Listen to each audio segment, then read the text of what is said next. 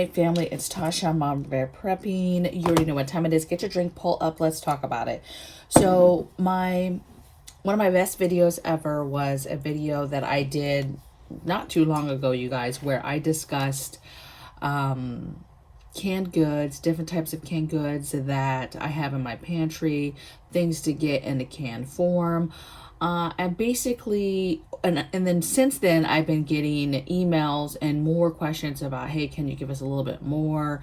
You know, the video only went over 15 different types. You know, what else can you give us? So I'm basically going to just go over my thoughts about canned foods, right? You know, canned foods has been kind of the prepper food or thing to get, right? That's a must-have prepping thing. Is this is what you do. You get food that's in cans and you stack it to the rafters. And, you know, if you've watched any kind of end of the world movie, right, you'll see somebody eating food out of a can cold. And it's just because it's common sense. Food that's in a canned form lasts for a very long time, past the date of expiration if the can has not been compromised. So that's number one. And two, can be eaten cold, right? Once you open it, doesn't necessarily have to be heated up. Does it taste better heated up? In most cases, absolutely. But it's a food that has already been processed in a way and cooked in a way that it's good to go, right? Essentially, you can open that can, get you a fork, and start eating. Easy to stack, just everything about it, okay? This is the thing. One, there's lots of stuff that comes in cans that people don't realize, okay? Lots of different types of foods.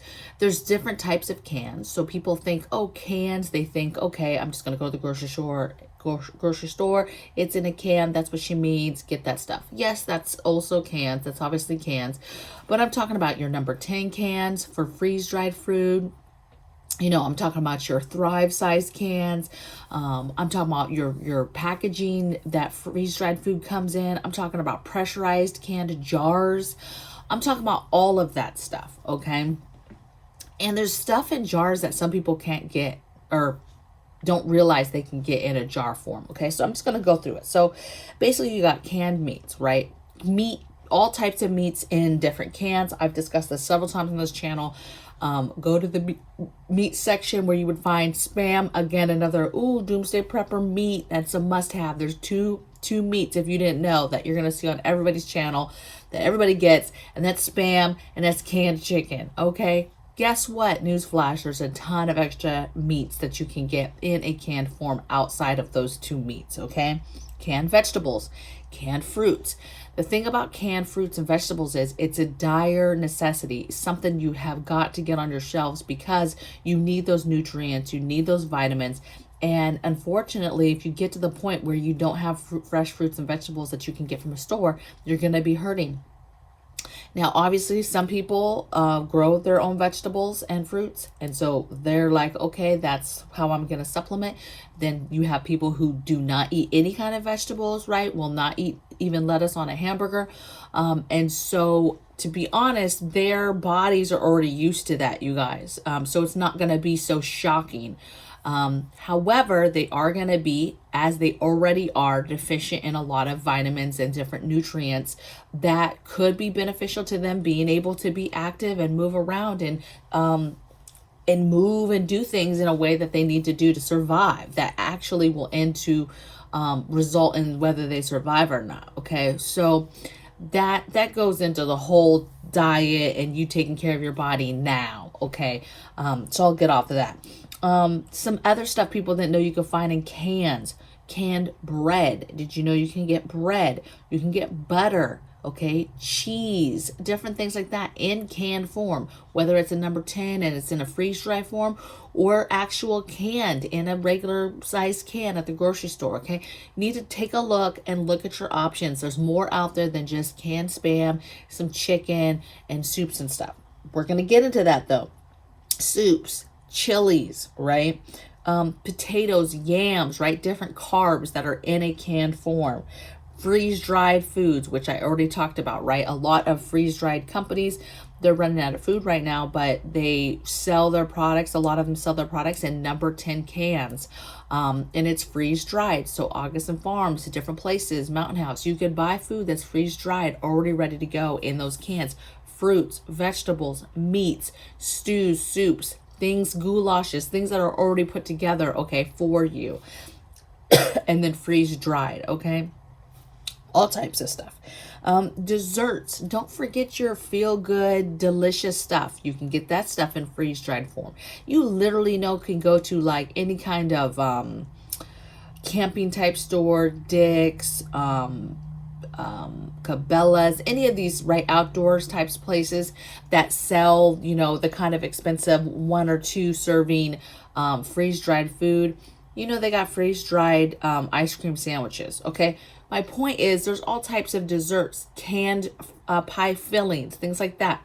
Get that stuff so that you can make those things and still have some treats and make a pie once in a while and do different things. Okay. So desserts in a can. Cheeses, I mentioned that earlier. Milk, okay? Several types of different milk. Evaporated, condensed milk, regular milk, coconut milk. Tons of milks that you can get in a canned form. Of course, you can get those things in a little bit different forms, right? But canned form, you can get that stuff. Get it, stack it. It's not just for baking. A lot of people think milk canned. They think, okay, baking milks, right? Your evaporated milks, your condensed milks. But you can get regular canned milk. You can get coconut milk, different milks like that in a can, all right? Obviously beans, your pastas, right? Pastas, think about kids, think about the easy stuff like raviolis and spaghettios and things like that. Okay. Tons of meat option or tons of canned options. One thing that I think about with canned meats, and now I'm going to kind of go into tips, is I try to get my canned meats that are versatile, that have several things. So I try to make sure it has vegetables, a carb, and meats all in one, right? Soups, hearty soups that have all of that. Chilies, raviolis, that's meat. It's got pasta, right?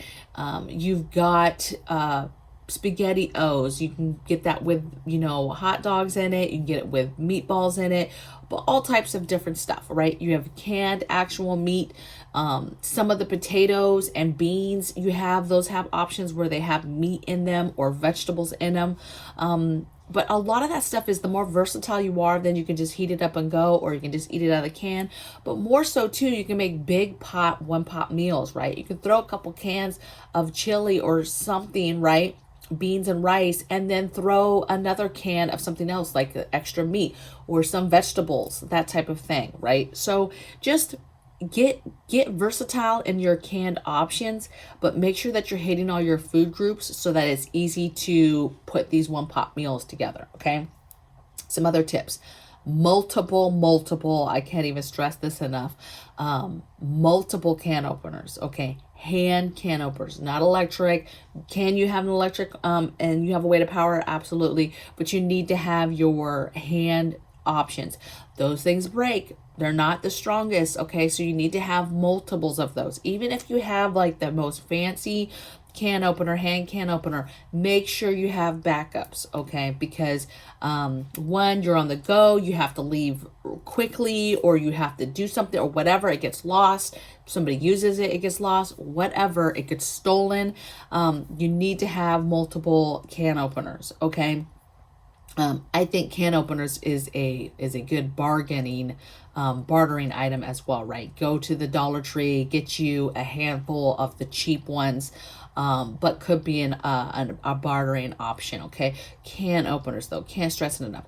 Also, another tip is kids. What happens if something happens to you, and kids trying to even work a hand can opener could be difficult. Okay. So think about that when you're thinking about what you're buying. A lot of cans today have the pop seal. Now, this is the thing with the pop seal, those cans have the potential of not lasting as long because they are not all the way sealed, right? They have that breakaway seal so that it's easier to pop it up. So it's a double-edged sword, great for kids. You can't just assume you're going to be here the whole time.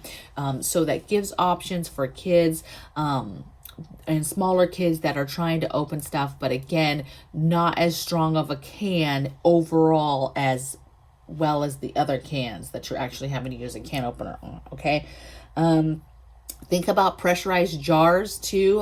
When I think about canned food, I think about food overall, but pressurized jars, that's food that comes in the store, that's in a jar, that's commercially pressurized, is just as good, okay? So your jars that like spaghetti sauce comes in, pickles, things like that, olives, those jars, that food will last forever, okay? So it's just as good as canned, if not better. And you don't need to have a can opener, but again, could be difficult for a child to open, but that food will last forever. Also, again, you know, if it falls off a shelf, it has a potential of being compromised, possibly a little bit more than a canned option, because canned options, they fall off the shelf and possibly you get dented or compromised, but there's a better chance of a jarred item obviously falling off a shelf and breaking and then you losing that item, okay? Try different things. Another tip is try different things. These different foods that you have in canned options, try them cold now. Like make a game out of it, make it fun with the family, and just try some of these things cold, okay? And just see what are your family's best options cold, right? What are your guys' favorites, go-tos for eating cold? That way, if you are in a situation where you're not able to cook, and you are grabbing food and you have options, you're able to be like, okay, well, let's grab the SpaghettiOs because they're the least, they taste the best as far as eating it cold out of a can. I like that better than the chili. The chili's all kind of clumped together and thick with the fat in there, and if you don't heat it up, you know what I'm saying? So kind of just do those test tastes, see what the family likes, what are their favorite options of if you had to eat it cold, okay? Try mixing them too. Take one pot, take it outside on the fire pit or the barbecuer, put in a couple cans of something, and then add some stuff to it and just heat it up and cook it. Put a thing of canned black beans, then put a can of corn, then put a can of maybe kidney beans, right? Mix it up, put some seasoning in it. Okay, maybe you pressure can some meat, or maybe you want to take a canned thing of meat and add it to that, okay? Mix it up, experiment, see what your family's going to eat when you mix stuff together, okay? I don't know, like sometimes I do these videos and people ask me to talk about things that I've already talked about, and it's difficult for me sometimes for me to re-talk about the same stuff over and over, but especially when I've talked about it and then people are still like, keep talking about it, I want to know more about it. So hopefully for those of you that have been for me for a while, I know you're seasoned. This video is really not for you guys. It's for those new folks that are asking me. You guys, if you know anybody that is new, that you've come across on these different channels that's new to prepping, that you see is maybe scared or is asking a lot of questions, you know, don't just shrug those people off. It's one thing to just say, I'm not going to help people anymore, I'm not going to tell people to prep anymore, than to shrug off somebody who is in your face asking for help. You can see that they are desperate for help, okay? I'm only one person, right? Impossible for me to see even every comment on this platform. It's just impossible, okay? It's a tech thing, okay? And it's an hour in the day. I don't have enough hours in the day. I'm only one person. So if you see somebody struggling, you see somebody asking questions, answer them. If you know the answer and you're seasoned, please answer them. Things like this where people ask me to talk about the same stuff again over and over, and they're like, tell us more, keep talking about it, or they ask me about something that you know I've already talked about, or I know. If it's easy and it's like verbatim, I can just shoot them out the link to the video. I do that. Please do that too. You see somebody asking something and you know, oh, she did that video. See if you can find it and send it to them, okay? Just link it. There's a lot of scared people out there that just want to know. They just want to be loved. They just want to be heard. They're peeping game on preparedness and prepping, and they just want to learn, and they're thirsty to learn. So please help each other learn that stuff, okay? And I will see you guys tomorrow on the next video. Take care. Blessings from my bear cave to yours. Bye.